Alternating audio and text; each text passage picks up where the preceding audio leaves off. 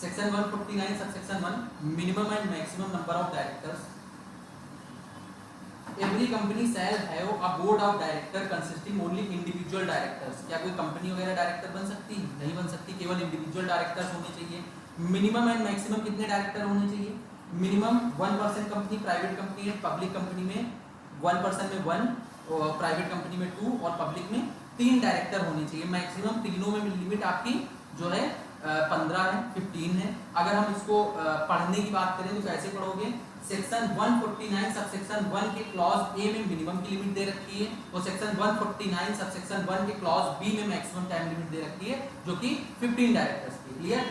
First proviso दे रखा है section 149 subsection 1 का, क्या कि provided that company may appoint, may का मतलब ऑप्शनल है, शैल नहीं दे रखा है यहाँ पे कि करना ही करना है, may appoint more than 15 director by passing SR in GM, special resolution general meeting में पास करके वो 15 से ज्यादा डायरेक्टर अपॉइंट कर सकता है।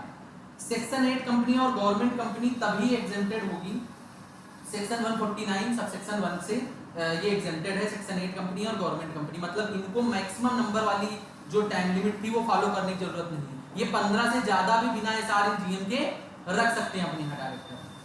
कह रहे हैं सेक्शन 8 कंपनी को हम तभी एग्जेम्प्ट मानेंगे जब उसने फाइनेंशियल स्टेटमेंट अंडर सेक्शन 137 और annual return under section 92 file किए होंगे टाइम में। क्लियर?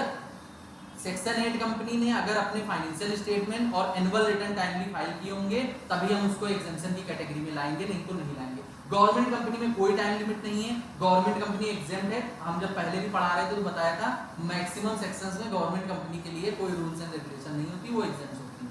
क्लियर?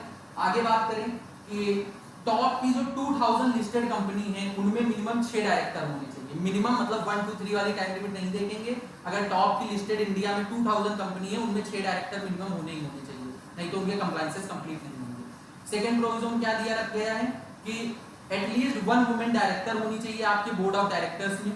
ठीक है? अब इनकी टाइम लिमिट क्या है वुमेन डायरेक्टर की? लिस्टेड कंपनी या फिर अनलिस्टेड पब्लिक कंपनी जिसका paid up share capital 100 crore, unlisted public company जिसका टर्नओवर 300 करोड़ और मोर है। अगर इन कंपनियों की कैटेगरी में आ रहे हैं, ठीक है, तो आपके पास क्या बोलते हैं वुमेन डायरेक्टर एक आपको बनानी पड़ेगी। अगर कोई न्यूली इनकॉर्पोरेटेड कंपनी है तो उनको 6 महीने के अंदर अंदर ये प्रोविजन वुमेन डायरेक्टर के कंप्लाई करने पड़ेंगे। क्लियर?